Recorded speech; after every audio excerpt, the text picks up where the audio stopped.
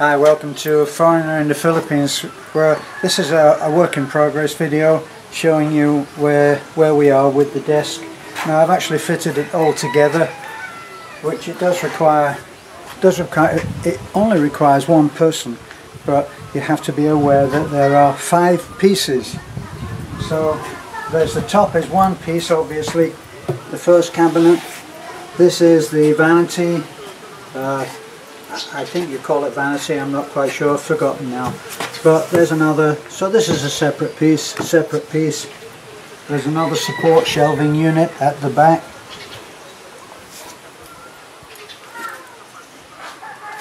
Going around here. Now I don't have time to do a piece of artwork, but I would like it to look nice, so I am going to dress it. But all of it has to be done with off-the-shelf stuff. I don't have the wherewithal, don't have the tools, don't have the workshop to be able to make everything perfect. So this is what I call bread and butter carpentry, right? The edges are all made up of a molding that you can buy down at any hardware store. This is what I call block ply. Here they call it ply, I've forgotten now. Plyboard, I think they call it here. Not quite sure what they call it in the States. It might even be blockboard. And then if you come around here, honey, and you look, you have to look over here somehow. Yeah. As you can see, it's only rough. It's only rough hand, all done by hand, freehand. Using pencil lines and doing your best to get that accurately done. And so all of this, it's not Chippendale, okay, but it will look nice when it's filled. And the next stage of the work is to complete a little more of this on the other cabinet fronts, and then we'll be looking at making all of the pieces as perfect as they can be, using, in this case, car body filler, because they don't have the filler that I really like to work with, which is Elmo's white not body filler, but Elmo's wood filler, and that's really beautiful stuff because you can put it on. And then you can wipe it off with a damp cloth until you get a reasonable fill, and then any of the excess, which is very small, once you've been able to wipe off with a damp cloth, it's water-based, that filler. This one is an epoxy, has to be mixed up with a hardener, so it's a lot tougher to get a nice finish and to get it done quickly.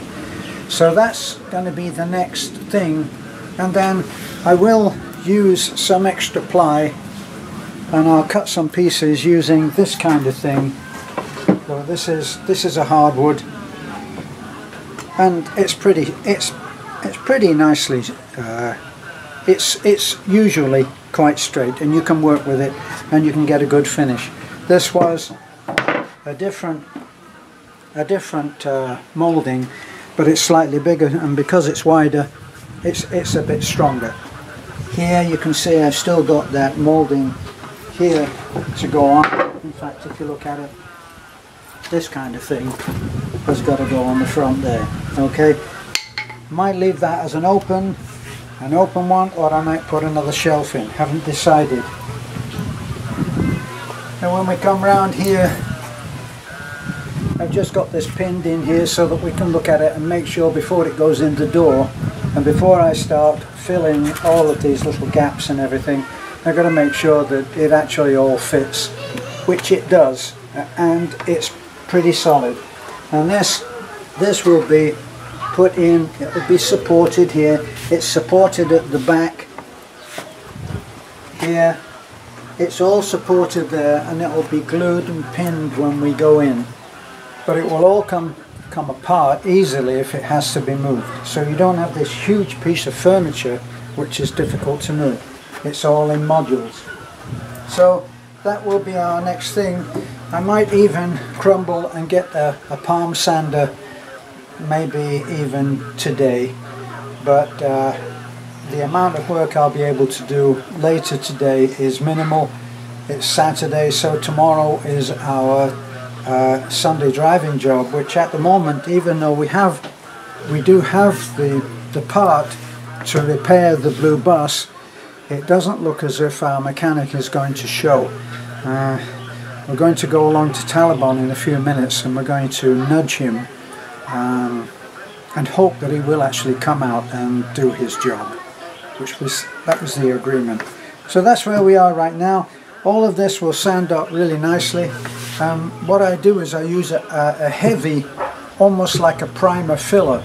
That's what I used on the other desk that I made, which we have in the house, which I'm actually going to show you. That was more a piece of artwork, but we did that and we used what was actually masonry paint, and I used that, and it worked almost like a hardened body filler that I used to use in the UK for doing car repairs.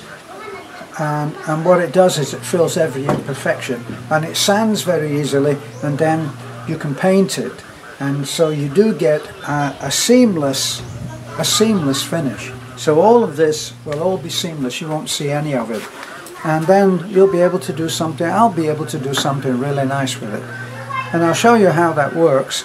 For those of you who are interested, once again I stipulate that this is not Chippendale, it's not fine furniture, it's something that anybody could do if they just learned the basics, and with very few tools.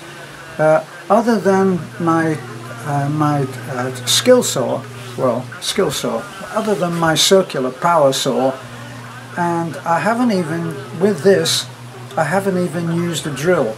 There are no screws in this, it's all glued and nailed together and fitted so that the modules all fit together into their designated slot. That's so that it goes together very easily without any screws when you get into the room itself. And I'll show you how I've done that.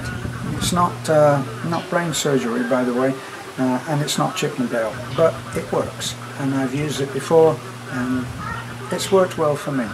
So thanks for looking in. This is just a work in progress video, and we're off to Taliban now. So see you later.